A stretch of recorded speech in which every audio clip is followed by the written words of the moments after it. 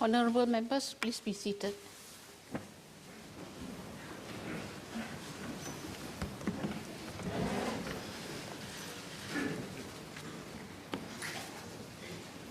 The President.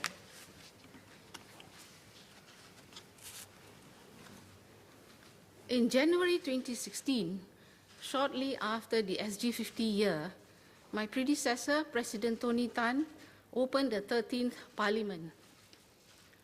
Dr. Tan reviewed how far we had come as a nation. He renewed our commitment to keep Singapore an exceptional nation with a thriving economy and a caring and inclusive society. We are now midway through the current term of government. It has been an eventful 32 months. The United States elected a new president. The Chinese Communist Party held its 19th National Congress. The United Kingdom voted to leave the European Union, and ISIS became a significant menace, though it has since been dealt a severe blow. Singapore has navigated a steady path amidst an uncertain external environment. We deepened our engagement with neighbors as well as major global powers.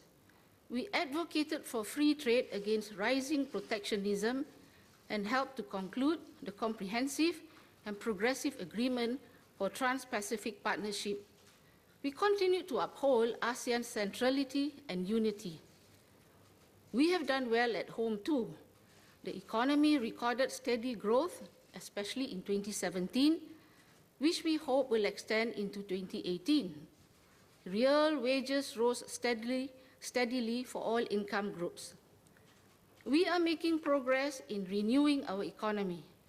The government, industries, and unions are partnering one another to implement the recommendations of the Committee on the Future Economy. We upgraded and extended our infrastructure. We opened Changi Terminal 4, launched 46,000 new BTO units, completed the addition of 1,000 more buses, and opened new MRT lines. We sped up the upgrading of the North-South and East-West MRT lines. We are improving the reliability of our trains. We continue to strive for a more caring and inclusive society. We strengthen education at all levels, from preschool for toddlers to lifelong learning opportunities for all ages. We enhanced social safety nets and provided more support for the vulnerable, from Kids Start for at-risk young children to silver support for seniors who had earned low incomes. The Singapore spirit shone bright. We rejoiced when Joseph Schooling won Singapore's first Olympic gold medal and when Yip Pin Siu and Teresa Goh triumphed at the Rio Paralympics.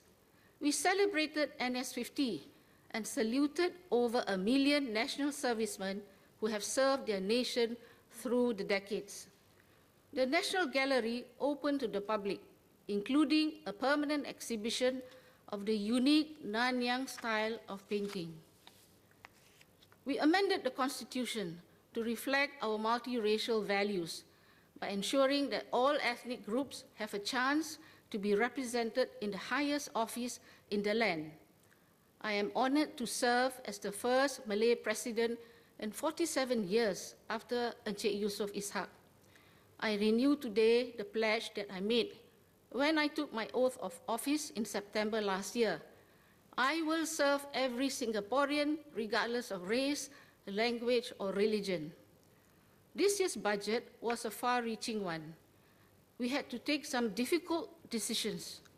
These steps were necessary to strengthen our long-term fiscal position, ready us for an aging population, and fund infrastructure investments on a sustainable basis. As your president, I will safeguard our reserves and ensure that they are drawn upon properly and only under exceptional circumstances or for other very good reasons. Our island nation is doing well.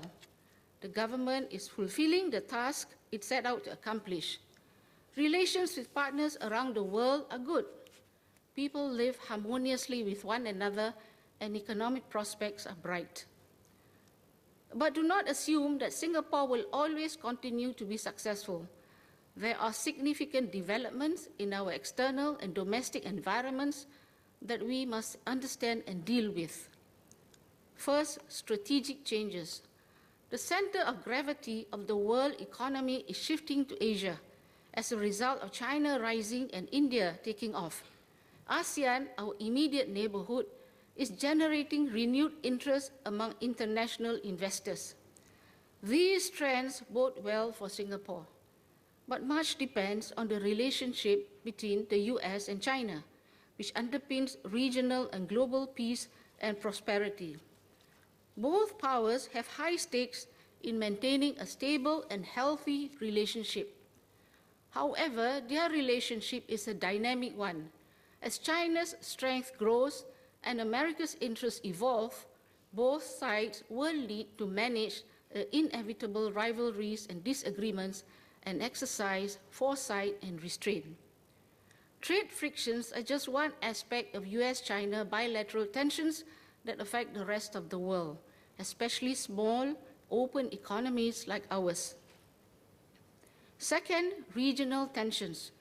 The Korean Peninsula is currently seeing fresh and positive developments, but it is a complex problem with a long history. Negotiations towards a peaceful resolution and ultimately the denuclearization of the peninsula will be complex and difficult. Terrorism remains a clear and present danger. ISIS has lost the military battle in Iraq and Syria, but the extremist ideology behind it has not been eradicated. Southeast Asian fighters who joined ISIS in the Middle East may return home to mount attacks in and around their home countries. Singapore is a target. We must stay vigilant and united and never allow a terrorist attack to cause discord and distrust among us. In particular, we must be careful of the dangers of online radicalization. Closer to home, relations with our immediate neighbors, Malaysia and Indonesia, are stable and multifaceted. Our histories and heritages are intertwined. We have grown our partnerships in recent years and will continue to strengthen them. We must tend these bilateral relationships carefully, especially during election seasons, and avoid becoming embroiled in their domestic politics. Third, domestic developments. The texture of our society is changing as our population ages. This will place heavier demands on our healthcare and social security systems. We have seen income inequality and social stratification break the social compact in many countries. If the same happened to us, our politics will turn vicious, our society will fracture, and our nation will wither. We must tackle inequality, particularly the increasingly dissimilar starting points of children from different family backgrounds, before the problem becomes entrenched in our society. Religious polarization, xenophobia, and extreme nationalism are also divisive forces that have grown stronger in many parts of the world. The cyberspace is being used to spread falsehoods and misinformation and to sow distrust within societies. We must not allow our nation to succumb to these forces. All these developments that I have outlined can affect us in unexpected ways. We need to watch them closely, tackle them resolutely, and make progress together. We already have policies and programs to respond to these shifts. This task will occupy us beyond this term of government. In the meantime, the fourth generation leadership team is taking shape and taking on more responsibilities. They will have to confront the question, what is next for Singapore? Like their predecessors, the fourth generation leaders will uphold our foundational values: multiracialism, meritocracy, incorruptibility, self-reliance, inclusivity, and openness to the world.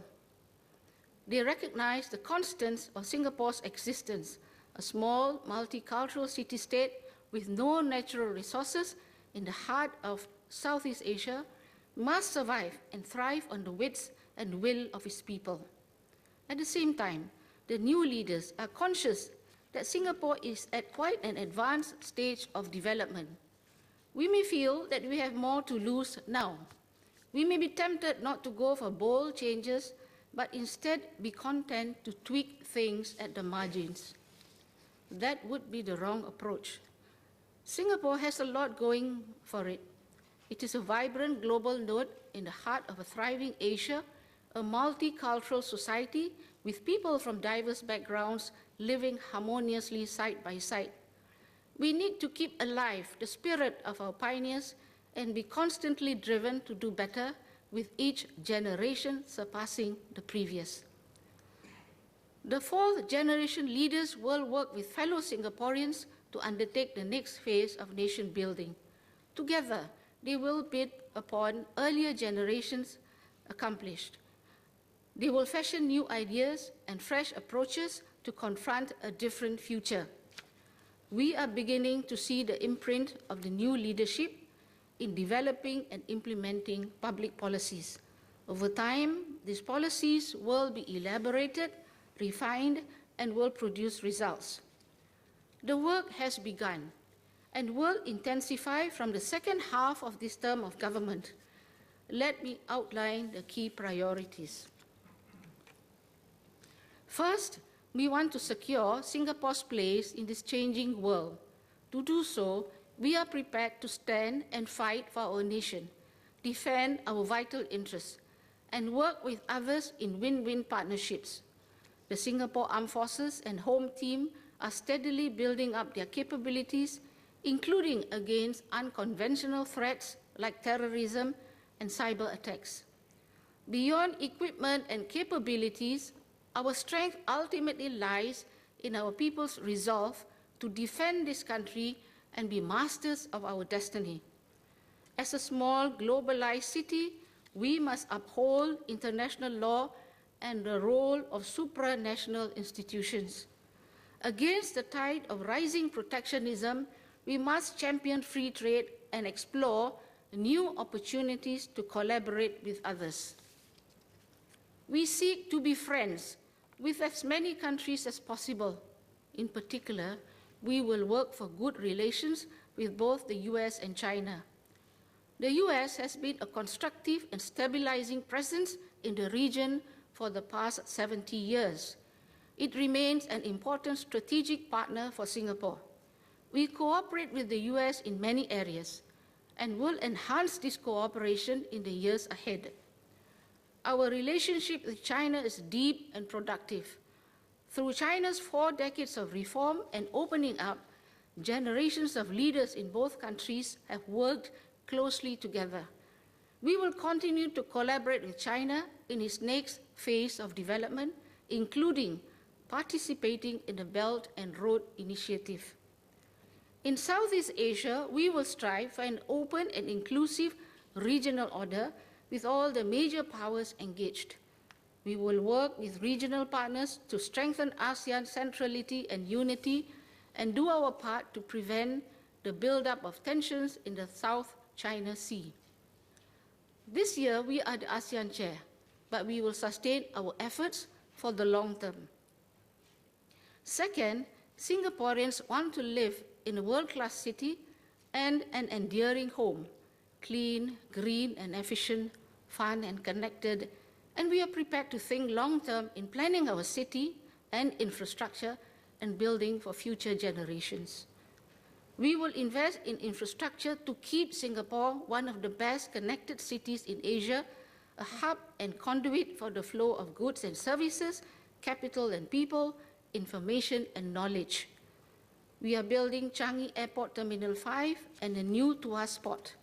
The Kuala Lumpur-Singapore high-speed rail and the Johor Bahru-Singapore rapid transit system link will open up business opportunities and draw our two peoples closer. Beyond physical links, we will also develop Singapore as a node in the global flow of data. We are renewing our HDB heartlands and investing heavily in new MRT infrastructure. Sustainable development will be a key consideration. We are making this a car-light city with vibrant public spaces and pathways for walking and cycling. We are working with Singaporeans to create a greener and better living environment, a city in a garden. We will do our part to reduce carbon emissions. A far-reaching transformation of Singapore's cityscape will take shape in the coming decades. When Paya Lebar Air Base moves to Changi, it will free up an area larger than Ang Mo Kio for redevelopment. Moving the city ports to Tuas will double the size of the central business district. The possibilities in this new area, the greater southern waterfront, are immense and limited only by our imagination. With bold thinking, we will create a metropolis that embraces the future. Third, Singaporeans want our city to remain a nation of opportunities where we can pursue dreams, chart fulfilling careers, and lead meaningful lives. To achieve this, we are prepared to adapt to changing economic conditions, embrace technology, and continually upgrade our skills and knowledge. We will continue to renew the economy to keep it productive, enterprising, and innovative. Our investment in research and development is bearing fruit and will enable us to exploit deep technology and digitalization, create a smart nation, and conceive, testbed, and scale up new products and services. This innovation ecosystem will strongly support entrepreneurship and further develop the startup scene in artificial intelligence, fintech, advanced manufacturing, bioscience, and other areas. New business centers such as the Jurong Lake District, Punggol Digital District, and Woodlands North Coast will each have its own character and industry niche. Companies will play a major role in economic restructuring. We will build a strong base of local firms with the capabilities to succeed both at home and abroad. Our enterprises must develop a strong culture of collaboration, especially when overseas. Singapore Inc. must be a force abroad as much as it is at home. Finally, we will invest heavily in our people. In an age of technological disruption, Singaporeans must be flexible, eager to learn, and adventurous to venture beyond our shores. We are changing the way we educate and prepare Singaporeans for life, putting less emphasis on academic grades and more on skills and the ability to adapt to a dynamic external environment. Skills Future will anchor this national culture of lifelong learning for skills mastery. Adapt and Grow will match workers to jobs and help them stay employable as industries and jobs change. Unions, employers, and government must continue to collaborate closely. Tripartism has been an enduring competitive advantage for Singapore, and we have to continually nurture and strengthen it. Fourth, Singaporeans want to live in a fair and just society, one based on meritocracy, but at the same time strives to leave no one behind. Thus, we are each prepared to do our best, but also to walk alongside fellow citizens who need help to keep up. In Singapore, people must always be able to get ahead through effort and excellence. We must open up more progression pathways and celebrate a broader range of successes. We are committed to give every child a good start in life, no matter what their family circumstances may be. We will continue to raise the quality of preschools and do more for children at risk. We must tackle inequality vigorously. We need to provide the right additional support to those needing it in housing, education, skills training, and employment, so that meritocracy works well. Only then can everyone do well through hard work, talent, and skills, regardless of their backgrounds. We need to pay special attention to the growing population of elderly. We will continue to help older workers stay employed, earn fair wages, and save more, so that we can age with dignity and purpose. We will enhance elderly-friendly infrastructure, including new housing options and healthcare and fitness facilities. We will keep healthcare affordable through well-designed healthcare subsidies, MediShield Life, MediFund, and enhancements to Elder Shield. The government will do its part to meet the needs of different segments of Singaporeans. It will provide more support to young families and make Singapore a great place to have children, help families cope with the cost of living, and enable persons with disabilities to lead full and active lives. Most importantly, we need to build a strong culture where the better off devote time, talent, and resources to help the less fortunate. Only when everybody lends a helping hand can we truly become a compassionate and caring society. Above all, Singaporeans want to feel a strong sense of nationhood. That is why we are prepared to participate in and enlarge our common space while preserving and practicing our own ethnic cultures. The public housing estates brought communities together. Through the education system, we adopted a common working language in English. National Service has become a key institution for nation building and a major part of the Singaporean identity. By living and working side by side, going through ups and downs together, our diverse cultures and traditions are now interwoven. We did not expect this on 8th August 1965, but we have succeeded in nurturing a distinct Singapore identity, a sense of common destiny, transcending our individual, racial, and religious identities. This is still a work in progress, but we have come far. The Singapore Bicentennial in 2019, 200 years after Stamford Raffles landed in Singapore, will be an occasion to trace our roots and draw inspiration for the journey ahead. We will reflect on what it means to be Singaporean and on the common values and beliefs that bind us together. In an uncertain and volatile world, leadership will continue to make a critical difference to Singapore. In responding to the challenges of their times, the fourth generation leaders will work in concert with Singaporeans. A new generation of Singaporeans is coming of age. Their dreams, hopes, and fears are different from those of their parents and grandparents. They dream of a bright future and pour their energies into exploring fresh horizons and building a better world. They want to see their parents age well. They hope for a fairer and more equal society.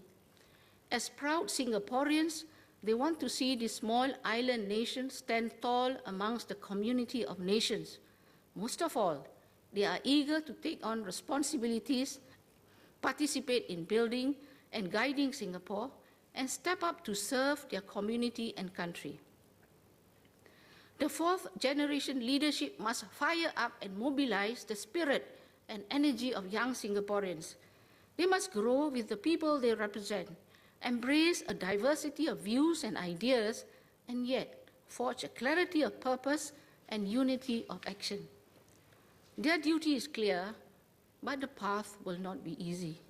There will be times of hardship, when they must demonstrate leadership and resolve. There will be moments of truth, when they have to stand firm on principles and ideals, while seeking practical resolutions. They will need to listen to the views and feelings of the people, and by their words and deeds show that they have heard, yet never fear to lead and mobilize public opinion to support difficult policies in the long-term interests of Singapore. This is how they will earn the right to lead. That right cannot be inherited. The trust between the people and their leaders is not automatically passed on from one generation to the next.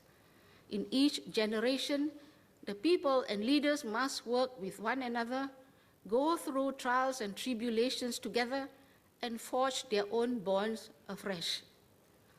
After 52 years, we are not done building our nation, the struggle for independence. The journey from third world to first are gradually fading from our lived memories as a new generation comes to the fore. Born and raised in post-independent Singapore, they must dedicate themselves to write the next chapter of our story, understanding that becoming Singaporean, one united people, regardless of race, language, or religion, continues to be an undertaking of conviction and choice.